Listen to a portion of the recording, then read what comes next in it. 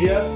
Gracias a todos por estar asistiendo aquí y permitirnos estar aquí presentes hoy, quizá, para que no tapar demasiado. Hoy vamos a tratar un tema que quizá no es tan conocido y tan popular en el ámbito de la ciberseguridad. Vamos a hablar un poco de ciberseguridad en el ámbito industrial. Ciberseguridad, somos el primo un poco olvidado, pero bueno, queremos traeros hoy unas pinceladas de lo que es, de para qué se utiliza y bueno, y un poco a lo que nos dedicamos. Si quieres, por favor. Hoy os traemos un menú variadito. Comenzaremos con dos primeros. Una visión desde dentro de lo que es la ciberseguridad y de un ciberataque que es histórico.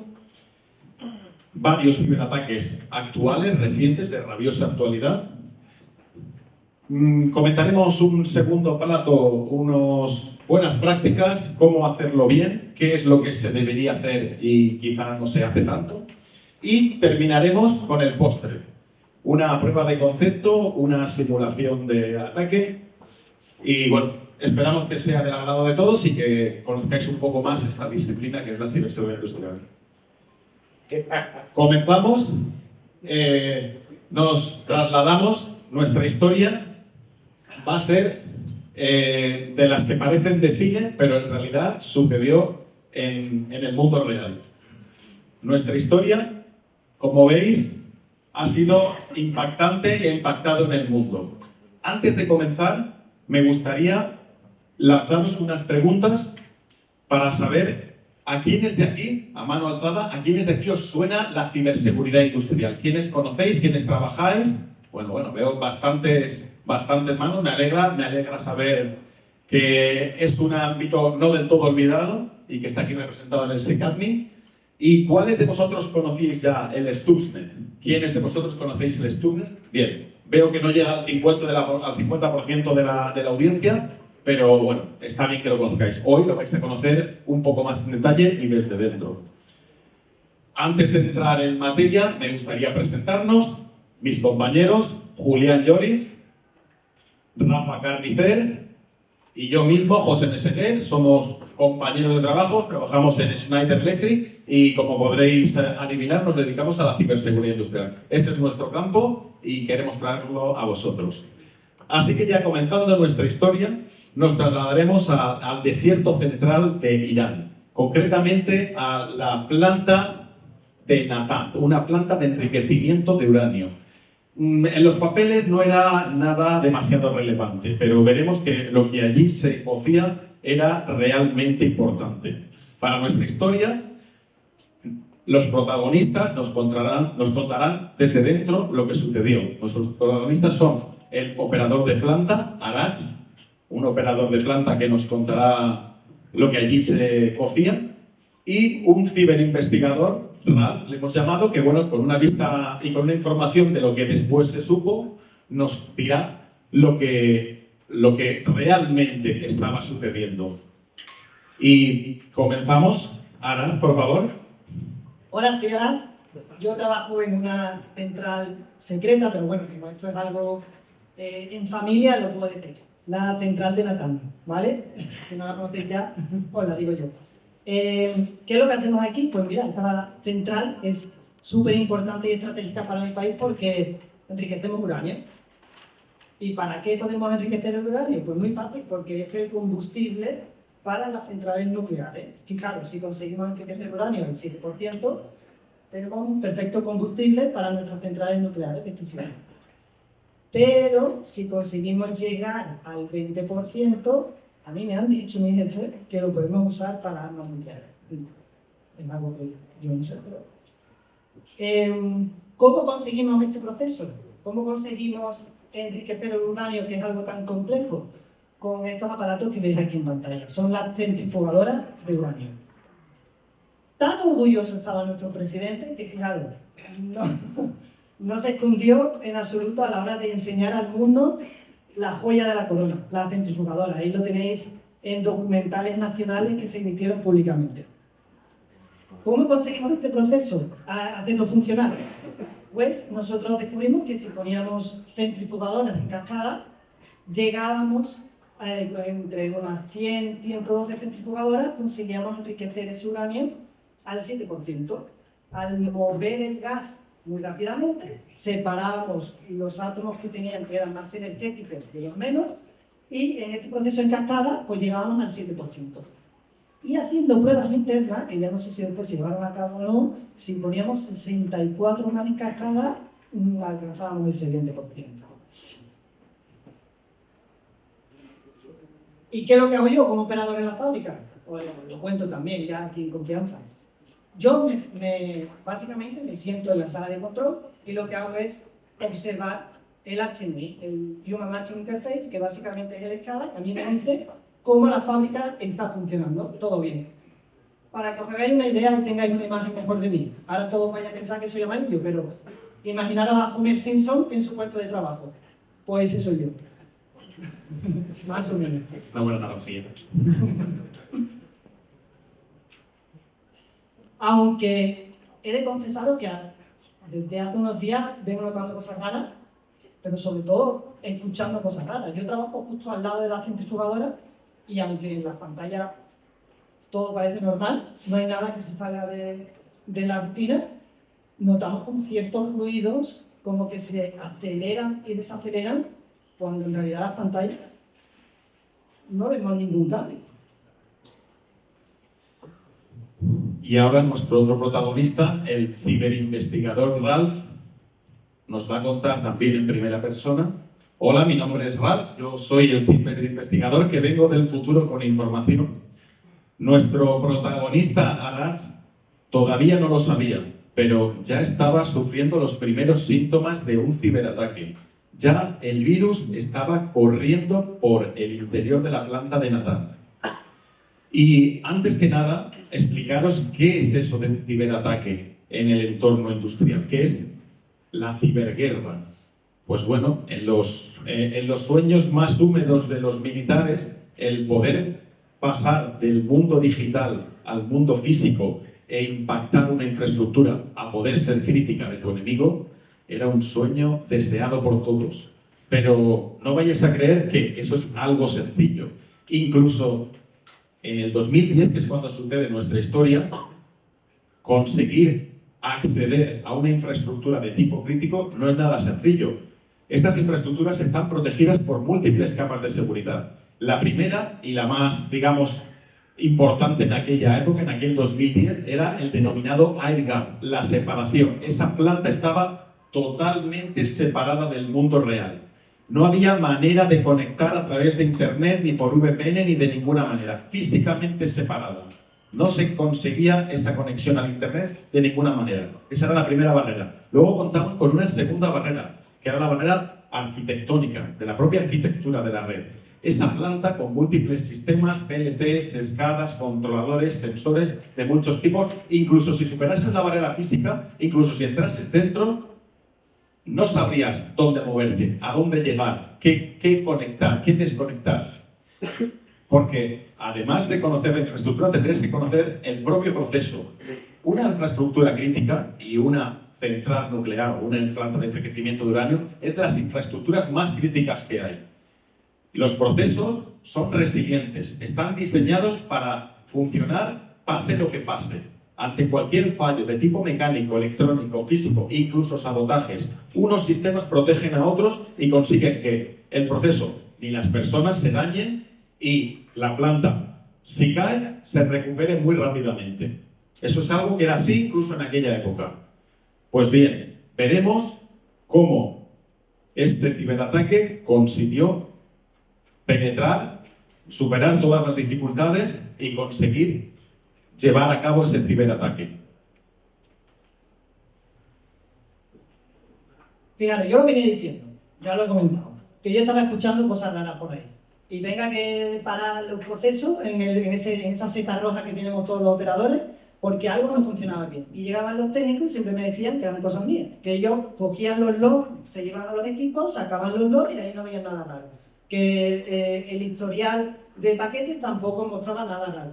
Todo parecía normal, pero yo insistía, sentado desde mi puesto de operación, que las cosas no estaban yendo bien. Hasta que, claro, un día pasó lo que pasó. Yo por suerte ese día estaba de baja por lo que sea en casa.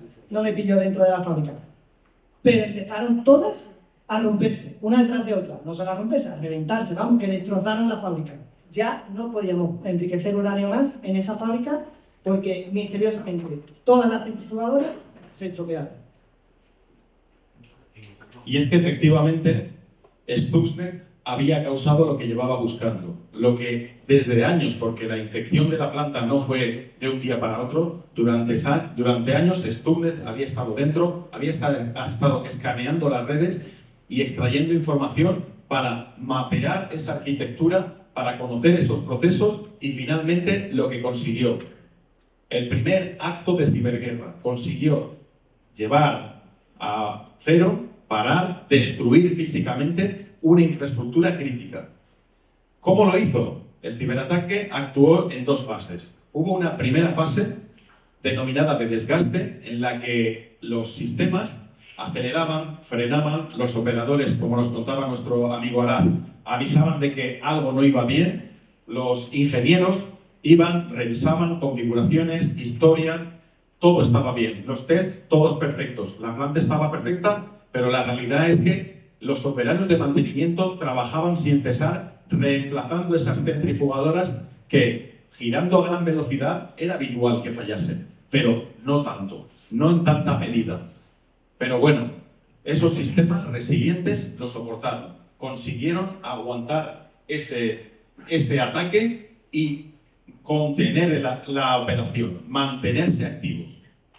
Fue en la segunda etapa cuando Stuxnet, valiéndose de un principio físico denominado frecuencia de resonancia, llevó las centrifugadoras a una velocidad de giro específica y entonces sí, lo logró. Consiguió en cascada hacerlas literalmente saltar por los aires. Consiguió que todas ellas explotaran y consiguió la planta detenerla por completo.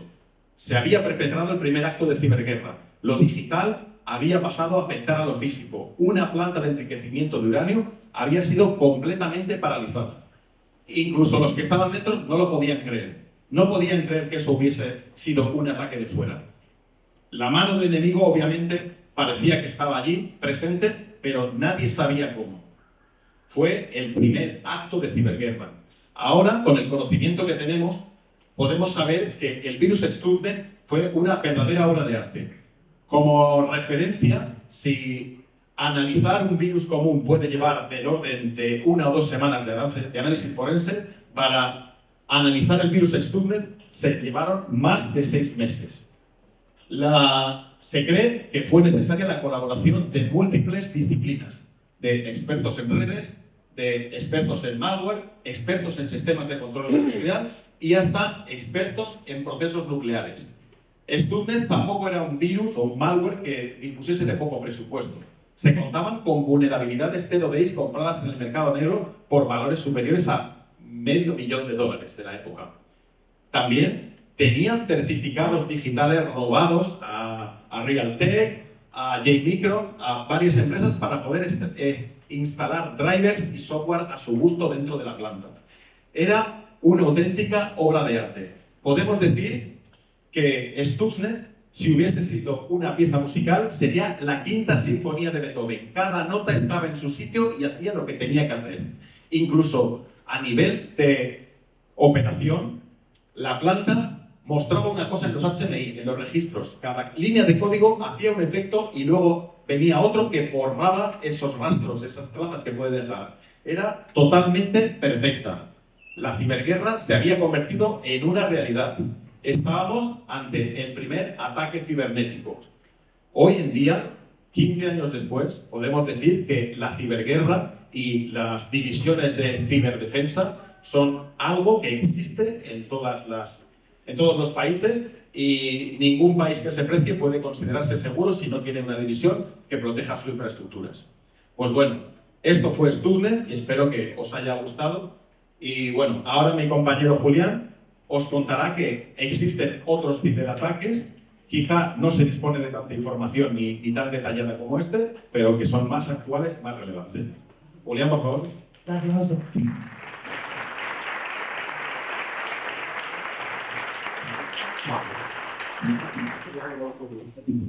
Ya conocemos un poquito mejor Stune, conocemos un poquito mejor de qué hablamos cuando hablamos de ciberseguridad OT o ciberseguridad industrial. Y ahora, si yo os lanzo la pregunta con lo que sabéis de qué sería lo primero que se os viene a la cabeza, si os pregunto sobre ciberseguridad OT, ¿qué me diríais? Entiendo que cosas como, pues bueno, pues que tenemos que tener bien perfecto montado un SOC o un SIEM que sea capaz de identificar eventos dentro del OT, que tengamos firewall bien configurado, que tengamos bien separada la red IT de la red OT, dentro de la propia red OT tener nuestra segmentación,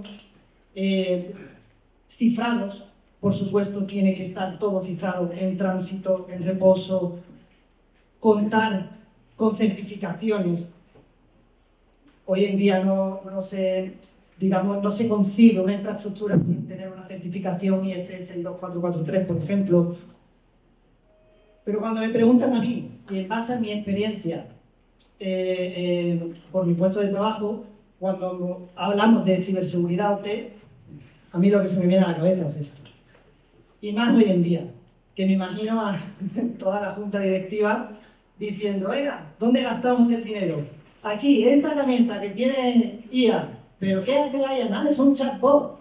Bueno, pero ¿para qué nos puede ayudar? Tú cómprala. Mientras están desatendiendo lo más básico.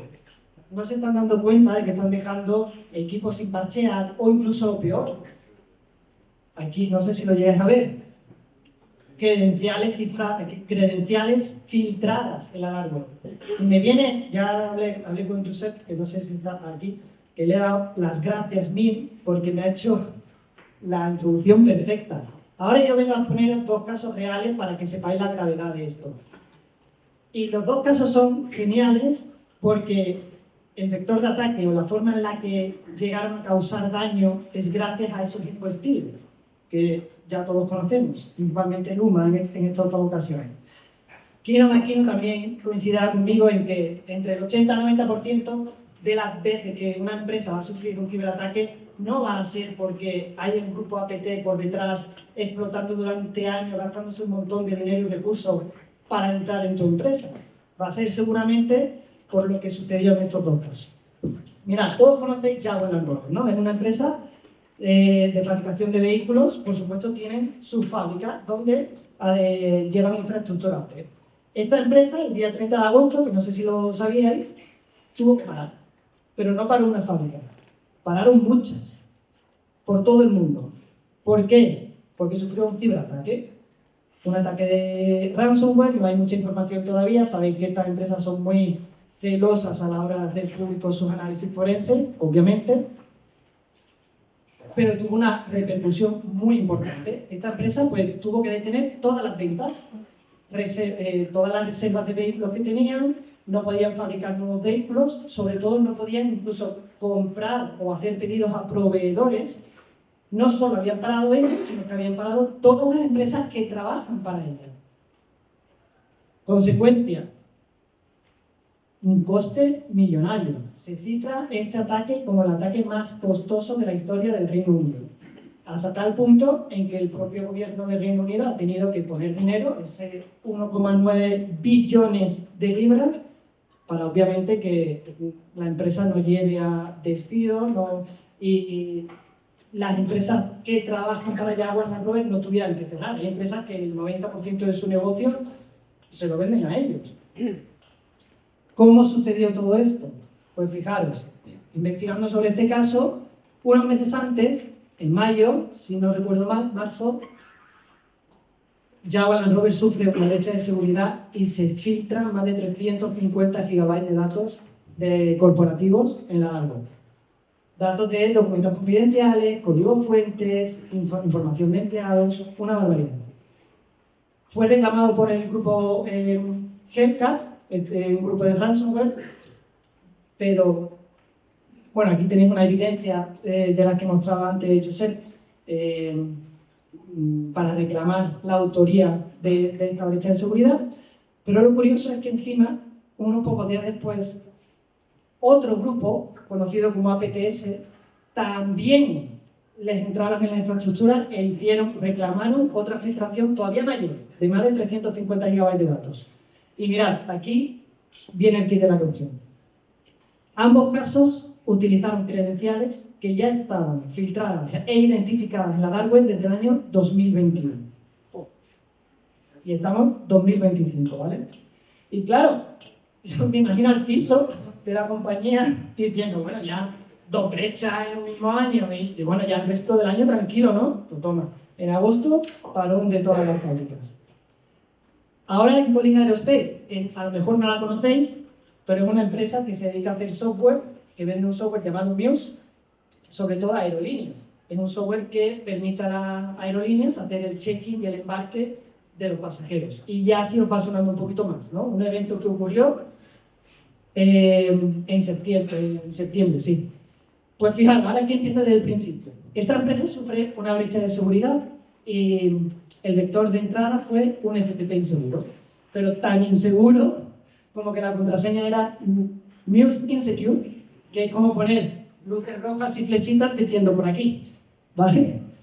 Que también estuvo filtrada desde el año 2022. Igual, infoestiles, compromiso de la cadena de suministro, porque en este caso, y en el caso de Jaguar Land Rover, fue un empleado de LG, que no era ni siquiera empleado de Jaguar Land Rover, al que le comprometieron las credenciales. Y a través de ahí consiguieron acceder al Jira corporativo.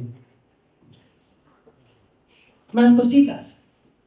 Bueno, aquí tenéis una muestra de la conversación que tenía esta empresa con el grupo Everest, que fue quien reclamó la autoría de esta brecha de seguridad, diciendo, oye, venga, vale, tenéis mis datos, por favor, no lo hagáis público, son más de 1.500.000 pasajeros lo que me habéis conseguido sacar, venga, ¿qué hacemos? ¿Cómo llegamos a un acuerdo? Y el grupo Everest de repente detecta que se para la conversación y que ya no le responden. Y se dan cuenta que las noticias, Colin Aerospace ha dicho que ha tenido que parar todos sus servidores por un ransomware. Claro, el grupo Everest dice, que yo no te he metido ningún ransomware, que yo lo único que te estoy pidiendo es un rescate para que no haga público la información que te he sacado. ¿Qué es lo que está pasando? Esta gente dice que están intentando estafar el seguro para cobrar el ransomware. Lo que estaba ocurriendo es que otro segundo grupo de cibercriminales también estaba atacando a Colin Aerospace. Claro, así que cuando se lo ponen tan fácil, todos se apuntan a la fiesta. Y estos sí que le habían metido un ransomware. Y por eso tuvieron que parar los servidores. ¿Qué ocurrió? Pues que un montón de vuelos se vieron afectados, aeropuertos de toda Europa tuvieron que cancelar, retrasar.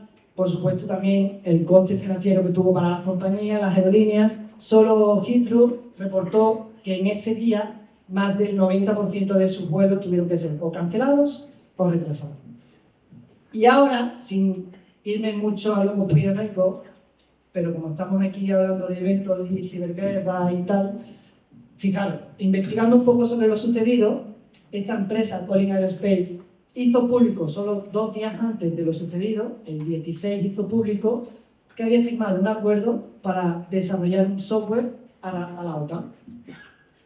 Un software que, como veis aquí, para planificar, dirigir, coordinar, sincronizar y evaluar actividades de guerra electromagnéticas con la OTAN. Y si nos ponemos a investigar un poco quién podría ser el enemigo de la OTAN y para qué quiere la OTAN un software así, pues ya aparecen países como Rusia. Y si te pones a también investigar un poco el background del grupo Everest, pues ya te salen prorrusos, te salen, en fin, ya vosotros atáis cabos. Con esto, ¿qué quiero decir? Que sí, está muy bien, que la ciberseguridad OT es súper importante y hay que llegar hasta el más remoto PLC que tengáis en vuestra infraestructura. Pero todo empieza por la base, todo empieza por tener una higiene de ciberseguridad robusta y, como veis, si no cambian las contraseñas, mal vamos. Ahora José nos va a contar un poco cómo podemos prevenir dentro del mundo OT que ocurren estas cosas. Creo que estás más bien. Gracias, Julián. Bueno, como comentaba Julián, ya sabemos cómo no se deberían hacer las cosas y que, como veis, no estamos hablando de una pyme. Aquí eran grandes jugadores. Creo que los departamentos que deben tener de IT y de ciber deben ser bastante importantes. Y un poco, continuando con la temática del Congreso japonés, vamos a mostraros las bases de cómo defender vuestra infraestructura crítica como unos auténticos samuráis. Y para ello, y para que veáis que la defensa no tiene que ser nada novedoso, os vamos a poner un ejemplo que no es ni mucho menos reciente. El castillo de Hikone, año 1622. O sea que el señor que diseñó esto, creo que de ciberseguridad no sabía demasiado. Pero aún así vais a ver que sí lo sabía. Pues bueno, lo primero y recomendable es que vuestra área IT, vuestro perímetro IT, vuestra área de negocios, esté debidamente segmentada como mínimo del mundo real, pero también de vuestra infraestructura operacional. Límites definidos, delineados y demarcados a través, voy a poner aquí porque así me veis mejor, el texto será por allí. Perímetro IT y cuando tenemos unión debemos hacerlo a través de fuentes, a través de firewalls, a través de caminos que yo puedo controlar y decir quién pasa y quién no pasa. Hasta el momento todo bastante lógico. Continuamos dentro de mi infraestructura OT. No puede ser, una vez he pasado ese puente ancha Castilla, tienen que haber zonas, determinadas zonas que delimiten qué operación es la que quiero que se vean, qué sistemas deben interconectarse. No puedo permitir que equipos que no tienen nada que ver puedan acceder unos a otros porque estoy abriéndole la puerta a esos atacantes. Debo segmentar, debo zonificar y conectar esas zonas solamente a través de conductos. Si el emperador vive en la parte más alta del castillo, como sucedía aquí en Hikone, para llegar hasta él no puedo abrir la puerta, tirar abajo la puerta principal y ya poder acceder directamente al dormitorio del emperador. Debo tener que pasar muchas pasarelas, muchos puentes, muchas puertas donde puedo situar vigilantes. Como veis, este castillo existe, tiene hasta su mascota, que veis ahí, la hemos puesto porque es muy simpática. Esto es el diseño que nosotros promovemos. Nada fuera del otro mundo, nada novedoso. Pero, por desgracia, parece ser, a los ejemplos me remito, no se hace. Siguiente, por favor. Y, bueno, buenas prácticas. Y, vale, las infraestructuras IT, ¿por dónde empezamos? Porque si no tenemos nada, pues por algún sitio habrá que empezar. Pues, buenas prácticas. Lo primero, quizá en el mundo IT esto os suene un poco en serie, pero en el mundo OT decimos que lo primero es conocer tu propia infraestructura. La realidad es que en muchas ocasiones no saben ni lo que tienen, o no sabemos ni lo que tenemos.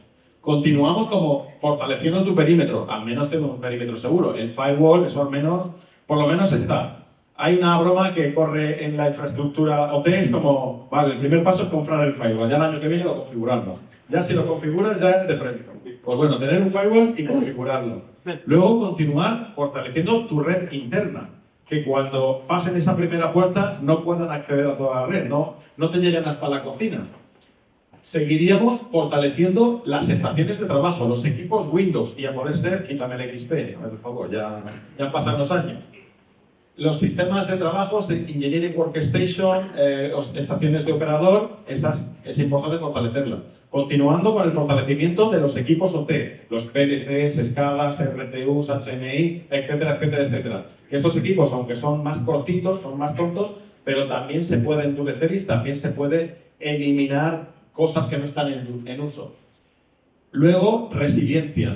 La resiliencia no es un documento que en el cajón está bien guardado y ya lo hizo la consultora y hasta luego, muy buenas, ya te avisaremos cuando necesitemos algo de ti. Debe ser practicado. En el momento de una emergencia, nadie tiene tiempo para pensar. En el momento de la emergencia no es el momento de abrir el documento y decir bienvenido al maravilloso mundo de la detección de incidentes. Ahí no. Y por último, es un proceso continuo. Debe ser repetido cada año, 6 meses, cada periodo cíclico. Esto, que quizá en el mundo IT os parezca la base, en el mundo OT aún lo repetimos a diario y vemos bocas que se abren diciendo, oh, qué interesante. Y ya para terminar, Engarzando con el ejemplo de Stuxnet, aquí hemos traído nuestra pequeña central de enriquecimiento de uranio. Creo que os han dado unas pastillas de yoduro potásico al entrar, ¿no? O no, al final no se han repartido. Bueno, yo sí lo recuerdo. El compañero Rafa os va a hacer una demostración de cómo hackear una infraestructura crítica. Bueno, buenas tardes, buenos días. Vale, os voy a contar, bueno, vamos a volver atrás y vamos a remontar en la historia que estábamos contando, porque claro, nos hemos quedado todos un poco en la parte de la historia de lo que pasó, pero vamos a ver un poco más técnicamente cómo realmente sucedió esto. Lo primero y más importante, que probablemente se haya preguntado a alguien, es, bueno, si la central está tan aislada y está en mitad del desierto, claro, aquí la mayoría de lo que hemos hablado hasta ahora del convencionalismo, de que tienes algún tipo de virus o algo, que lo primero que se hace es conectarse a algún sitio y descargarse algo, aquí está completamente eliminado. Entonces, la primera problemática es saber el cómo poder acceder a esta planta, que lo veremos ahora. Primero vamos a describir lo que ha dicho José de la segmentación, porque en cualquier planta industrial, pues digamos que se intenta hacer una segmentación de manera de que, como ha dicho José, si sucede algo en la planta, no afecta al resto de la planta. Incluso, como vemos aquí, bueno, tenemos las tres partes fundamentales de cualquier planta, de cualquier central, cualquier infraestructura que tenemos crítica, pues normalmente está dividido en estos tres puntos. Tendríamos una parte que tendríamos una escala o HMI, que es la parte donde se controla todo el sistema, y desde aquí es donde normalmente trabaja el operador. Pero además, estos escalas son unas pantallas que normalmente están en una habitación, pero antiguamente sí que es verdad que los servidores estaban también junto a donde estaban también las pantallas de representación. Normalmente los operadores tenían acceso tanto a los servidores como a los HMI, aunque ellos estaban dentro de la misma sala. Esto tiene unas comunicaciones que va a un PLC, que al final sería como pequeños ordenadores para el que no lo conozca, y estos PLC están repartidos por toda la planta, de manera que no hay un PLC controlando, como hemos dicho, tenemos cientos de centrifugadores. No hay un PLC controlando todas las centrifugadoras, porque además las centrifugadoras que tienen otra comunicación aparte, que van a otro controlador que tiene, que es el específico para controlar este motor, está también aislado, digamos, de esto. Si esto se quema, aquello puede seguir funcionando perfectamente sin ningún tipo de problema. Si este se quema, el escala puede seguir controlando el resto de controladores. Entonces, aquí venimos ya a la parte de cómo entró Stuxnet dentro del sistema. Pues aquí hay otra pequeña historia de cómo consiguieron acceder a la planta. Entonces, este virus se expandió por el mundo, no consiguieron nada, entonces al final decidieron que allí tenía que entrar algo. Entonces se dedicaron un poco a hacer ingeniería social y a investigar a los trabajadores que detectaron ellos que eran los operadores de planta, que sabían que tenían acceso al HMI y que podían tener acceso a los servidores. Entonces se dedicaron a hacer un estudio de la gente y dijeron, oye, ¿y qué pasaría si nosotros el virus se lo dejamos cerca de, por ejemplo, como esto estaba en mitad del desierto, ellos tenían que desplazarse allí y había aparcamientos. Y esos aparcamientos estaban fuera de la planta, porque allí puede acceder todo el mundo. Entonces se dedicaron a investigar a la gente, y claro, como somos animales de costumbre, la gente solía aparcar siempre en el mismo sitio. Entonces tenían localizados ciertos perfiles que veían más débiles. ¿Y qué hicieron? Tirar USBs allí en la arenita, allí un poquito enterrado, así con el pie, allí en la puerta de donde solían aparcar. Y dijeron, alguno tiene que caer, alguno cae seguro. Y efectivamente, un día, uno de estos operadores encontró un USB, pero claro, tampoco se dejaba a cualquier hora, sino se sabía, no podían dejarlo cuando el operador iba a casa, sino que los dejaban justo cuando ellos llegaban y sabían que iban a ir adentro de la planta. Entonces tú llegas, aparcas tu coche, te vas a trabajar y dices, uy, un pez, vamos a cogerlo. Y tú llegas a la planta y claro, ¿cuál es el trabajo de un operador? Realmente los operadores el trabajo es muy aburrido porque tú normalmente supervisas un sistema que ya tiene sus controladores y que ya es automático. Tú solamente es por si pasa algo o hay alguna cosa extraordinaria que tengas que hacer intervención tuya manual. Entonces, ese operador que llevaba ya varias horas trabajando y dijo, me he encontrado un pez, ¿qué hacemos con este pez? ¿Qué pensó? Pues digo, yo voy a enchufarlo aquí mismo, que es el ordenador que tengo. Y aquí está nuestro vector de ataque y cómo sucedió ese ataque. Ahora, ¿dónde está aquí la maravilla de esto? O sea, la maravilla de esto es que esto no lo ha hecho un chavalito en su casa en una tarde, sino aquí había muchísimos zero days, muchísimas vulnerabilidades, un robo de certificados que iban implementados dentro del sistema y uso de secreto industrial porque se sabía cómo estaba diseñada exactamente la planta y los equipos que había. Entonces se detectó uno de los principales, que era el PLC, que está en medio de todo. Resulta que tenía hardcodeado, que era una cosa también muy típica en los equipos antiguos, un password de root. Entonces, basándose en esto y sabiendo el equipo que era, lo primero que hacía el bicho cuando entraba era hacer un escaneo de la red y buscar si había la MAC del equipo que él necesitaba, que necesitaba infectar, vamos a decir. Entonces aquí le desplegaba todo su potencial y lo que hacía era que empezaba a modificar programas, se expandía, seguía buscando más equipos, siempre tenía un proceso que estaba en el servidor buscando más equipos y así él se autorreplicaba. Y el ataque este no era tampoco inmediato, sino que tampoco lo chupaba y explotaba todo, sino que primero tenía que asegurarse de que tenía la infraestructura totalmente conocida. Y claro, esto estamos hablando que se hace de manera autónoma, estamos hablando del 2010, y que tenía que hacer un estudio y ya no podía haber intervención humana, ni descargarte algo, ni ningún feedback. O sea, esto tenía que estar muy estudiado, por lo que se cree que aquí había mucha gente que tenía conocimiento de esto y aparte tenían una pequeña maqueta montada donde ellos primero probaban todo lo que tenían antes de poder ejecutarlo. Entonces, ahora vamos a proceder y vamos a hacer una pequeña demo, ¿vale? Y vamos a ver. Bueno, se me ha olvidado comentar una de las cosas importantes, es que una vez que se activaba el virus, lo principal que hacía, que es lo novedoso de este sistema, es que hicieron una separación entre el SCADA y el PLC, y lo que hicieron fue, durante unos días, grabar el proceso, digamos, estable, y una vez que se activaba tras esos días, lo que hacía era que simulaba al operador que todo estaba bien, mientras que por otro lado, eso no ocurría, ¿vale? Entonces, bueno, os voy a enseñar primero, se está viendo, ¿vale? Tenemos aquí hecho una escalita, ¿vale? Tenemos aquí que vemos el puntero, sí, más o menos, ¿no? Vale, tenemos aquí que, bueno, aquí estamos midiendo la radiación del sistema y tenemos aquí nuestra centrifugadora, ¿vale? Entonces vamos a empezar aquí, ¿vale? Una operación normal, vamos a darle un arranque a nuestro, ¿vale? Entonces, normalmente tenemos aquí nuestro motor, ¿vale? No sé si se ve por ahí, ¿vale? Pero como veis aquí, esto me ha costado mucho, por cierto. La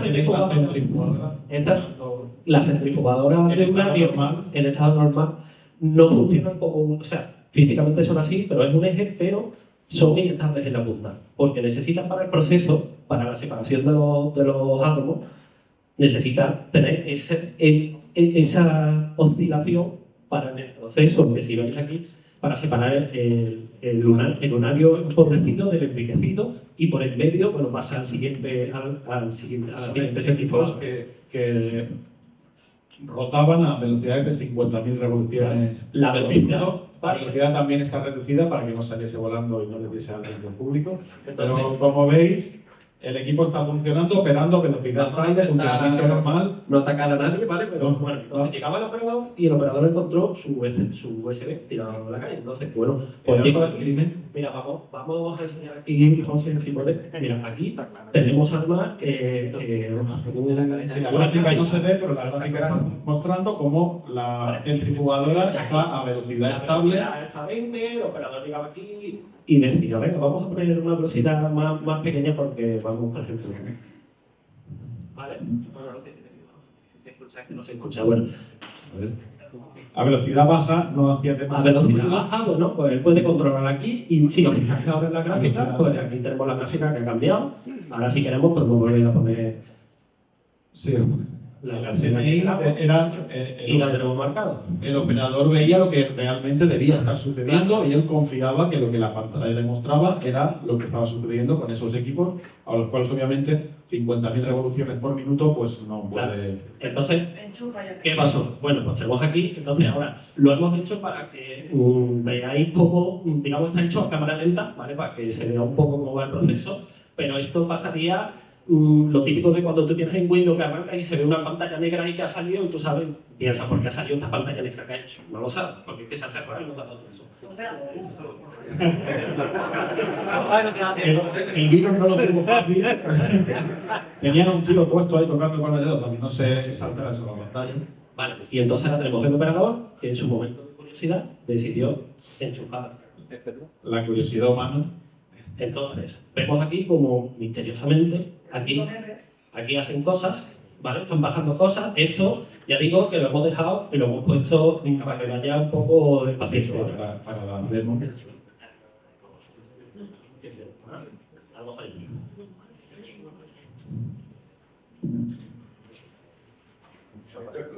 La cosa de leyes.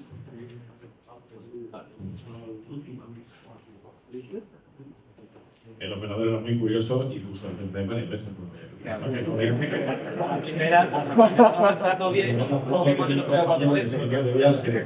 A Ibiza y seguro que hay chacha. Un momentito. El directo.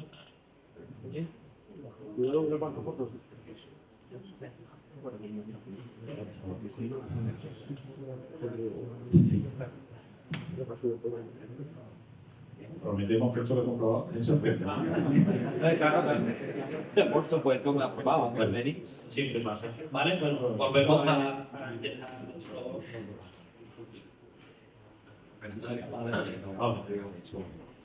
Volvemos a la de ataque. Como veis, se puede ver. Obviamente esto no se vería. Sucedería a tal velocidad que verías un... ¿Qué ha pasado?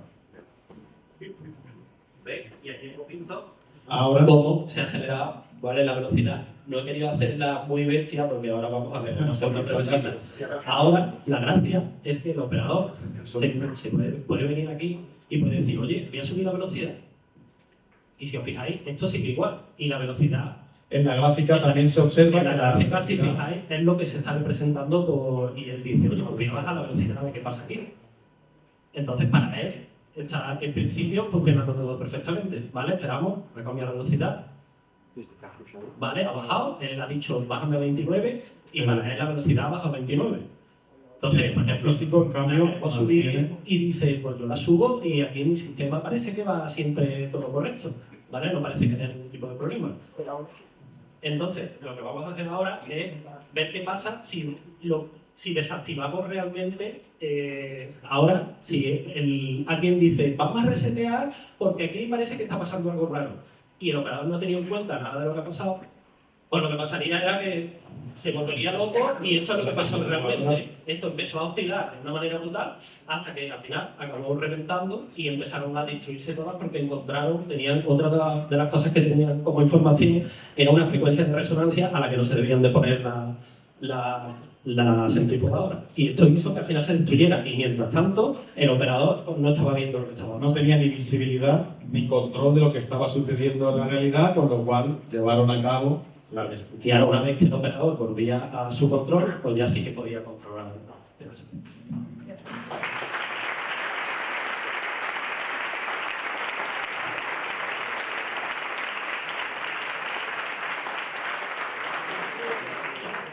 Muchas gracias. Creo que hemos superado el tiempo, pero creíamos que la demostración merecía la pena. Luego pregunta. Pues ahorita van a mercado una valla de ¿vale? ¿Cómo funciona la inteligencia social y la formación de los empleados? ¿Cómo debería hacerse la formación de los empleados en un test? Pero ¿te refieres a cómo fue en el estudio? En la realidad, pues... ¿Quieres? ¿Te respondo yo? Venga, sí. Porque yo, digamos, soy el que tiene el rol un poco más de gobierno y llevo un poco más todas esas cosas. Fíjate, te hablo desde mi experiencia con nuestra empresa. Nosotros llevamos el awareness, la concienciación de la ciberseguridad a el esqueleto, el backbone de nuestra empresa. ¿Cómo lo hacemos? Con formaciones, por supuesto, anuales y obligatorias. Son formaciones que todos los empleados tienen que hacer. Aparte de para evitar cosas como estas, porque también la legislación nos dice, que ya lo han comentado compañeros, que hoy en día las empresas que usen IA están obligadas a formar a sus empleados de la ley. Entonces, Por un lado, formaciones obligatorias, anuales, con sus KPI y ningún empleado se la puede saltar. Es más, algunos habréis vivido en vuestras carnes que llegan correos 10 días antes, 15 días antes, 20 días antes de que acabe el plazo. Segundo, hacemos muchas campañas internas. Aprovechamos mucho también el tirón del Cyber Monday, el Cyber Month, el octubre. El mes de octubre es el mes de la ciberseguridad en la Unión Europea. Y hacemos muchas campañas donde cosas que mostramos aquí se las mostramos a ellos también. Y hablamos de casos reales. Y le exponemos casos que han sucedido en la industria alrededor de ellos para que sean conscientes de las consecuencias, pero también casos que nos han pasado a nosotros. Es muy importante que el empleado conozca de primera mano que a lo mejor no aquí en España, en la central de Bilbao, sino que en Alemania, en Frankfurt, ha ocurrido algo como esto y por qué ha ocurrido, que sepa cómo ha ocurrido. Porque sí que es verdad que una persona técnica, o sea, una persona que no tenga este background de ciberseguridad, este conocimiento, este awareness, es muy fácil que llegue y aquí el que yo meta el código continuamente me jode mi rutina de trabajo, hablando mal y pronto, y yo me lo salto, busco el workaround determinado, pero digamos que hago mi trabajo más fácil. Pero si algo hay que hacer mucho hincapié todos los años, y no te voy a decir todos los meses, pues no ser pesado, pero mínimo todos los años, es mostrar la realidad a tus empleados. Y de todas maneras, respondiéndote a lo tuyo, ahora voy a ir yo por el otro lado, ¿vale? Yo sí que trabajo mucho fuera del campo, me desplazo siempre a ubicaciones y a todo, y no voy a decir nombres, ¿vale? Pero una noche tuve que intervenir en un sitio, ¿vale? Una planta solar, porque de noche, ¿vale? Ya he dado una pista. Y yo entraba a hora interrumpida, o sea, a las 3 de la mañana, ¿sabes? Porque ya estaba programado el trabajo para esa hora y nos vamos a ir. Y yo, que lo primero que hacía era ir a la sala de control para asegurarme de cómo estaba todo el sistema de control y todo, pues no ha sido ni una ni dos veces. Me he encontrado al operador con un pen enchufado viendo una película en el videoworld, que aquí no sé qué habéis visto, no sé si pero los videojuegos pues suelen ser unos pantallones con chorros de pantallas de 80 pulgadas que pues, y lo he visto, le llama la atención y se supone que esta gente está formada y está prohibido, todo está prohibido, pero sabemos cómo es la mente humana. Tú dices, a las 3 de la mañana en Madrid, así pasan las cosas. Tenía Juan Cinema. Muchas pymes, si tienen un robot industrial que está manejado por un programador, hablo de mi experiencia, que es bastante poca, lo he estado en una fábrica. El robot, que primero es muy peligroso porque tiene una fuerza y una velocidad rotunda. Sí, que no te todo mata. Pero es que está controlado con la versión de Windows obsoleta, que además el fabricante no lo actualiza. Y claro, si ya una empresa ha hecho la inversión en un robot, no lo va a querer cambiar a 10 años porque el Windows va a decidir que no se va a actualizar. Correcto, ese es uno de los problemas de OT y tú lo estás poniendo muy pequeña escala. Pero tú imagínate, por ejemplo, nosotros que trabajamos con líneas de alta velocidad, que son 700, 1000 kilómetros y tienen millones de equipos de sistemas de control. Si tú eso, aquí cómo van los proyectos, tú entre que se hace el proyecto, que lo primero que se hace es que se compran los equipos para mantener el precio que tú tenías, porque no te vas a esperar 2 o 3 años a que acabe la obra civil. Y ahí los compras con las licencias, con todo. Ya han pasado 2 o 3 años. Ahora tú llegas, lo instalas, mientras te pone en servicio, se pone a funcionar, y ahora llega y le dice, oye, que han quitado Windows XP y han puesto Windows 7, lo vamos a actualizar. Claro, si fuera uno, pero que estás hablando de cientos de equipos. Pero ahora tú dices, pero es que ahora no es solo eso, sino que tú ahora cambias, que es el problema que tiene todo el mundo ahora también. Tú tienes algo que funciona con Windows 7 y a la venta en Windows 11. Que tienes que cruzar los dedos, santiguarte, rezar 3 padres nuestros para ver si eso sigue funcionando, sobre todo a nivel industrial, que siempre se tira de lenguaje de programación de bajo nivel, que muchas veces no es compatible porque ya Windows hace unas APIs nuevas y ya todo deja de funcionar, la parte gráfica no funciona. Entonces aquí el problema siempre es el dinero. Sí, la gestión de vulnerabilidades es bastante compleja. Como dices, de un proyecto desde que se adjudica hasta que se termina de ejecutar pueden pasar años y los sistemas Incluso en el momento de poner en marcha, pues decir, ¿ya está todo puesto en marcha? Bueno, pues ahora vamos a volver a actualizar porque ya lo que teníamos no es actualizado o hay una nueva vulnerabilidad y un nuevo parche. Instalar un parche, hay un ecosistema que interactúa, elementos que están interconectados. Ahora la base de datos funcionaba con la versión anterior, con lo cual tengo que reconfigurar.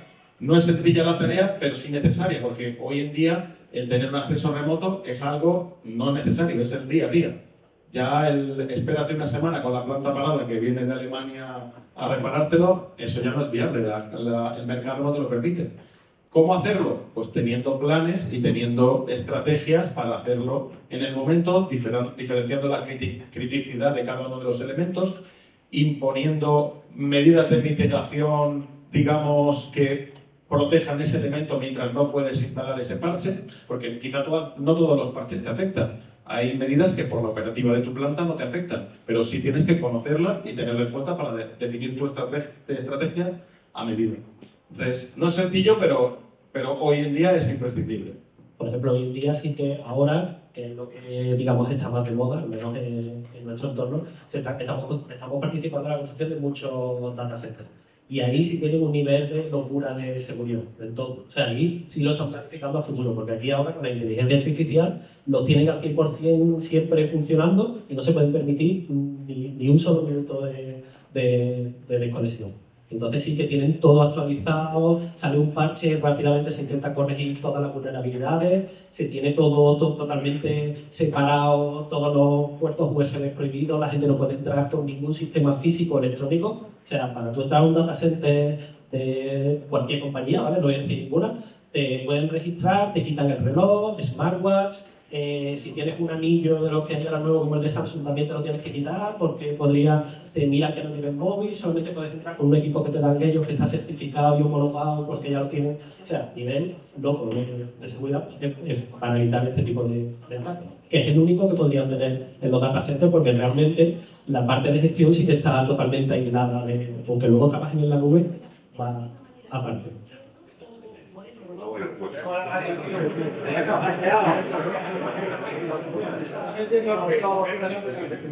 Una pregunta más y damos paso a Lea. ¿De manera? Se filtra, ¿verdad?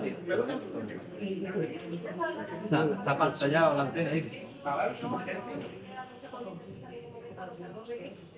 Pero tú estás hablando de defensa perfecta porque yo sé que a lo mejor es ligeramente teórico, pero o sea, que explicaríamos lo que debería ser la operatividad y la eficiencia del sistema.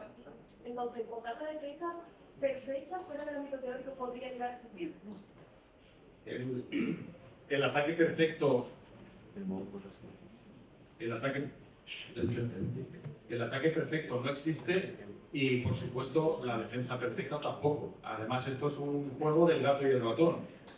Lo que hace unos años era imposible, hoy es la realidad, y lo que hoy es imposible, mañana será la realidad. El gato y el ratón se van persiguiendo, el defensor tiene que estar implementando medidas para actualizarse a las nuevas armas que ha descubierto su adversario, y la única manera es poner muchas capas, lo que le llaman el zero trust. En cada capa añades una medida de seguridad para ponérselo difícil al atacante y que tenga que superarlas todas y en algunas puedas capturar. Pero no, es un trabajo infinito. El riesgo cero de la ciberseguridad no existe. Y eso es la base, por supuesto, de todo el que trabaja en este sector, saber que el riesgo cero no existe. La importancia es lo resiliente que tú seas y lo capaz de tu empresa de adaptarse al momento y a las nuevas tecnologías. Lo que va a suceder. Entonces, efectivamente, la defensa 100% efectiva no existe. Lo que sí existe es tu estrategia como empresa de adaptarte a un tiempo antes de que lo malo lo hagan. Bueno, fuerte aplauso.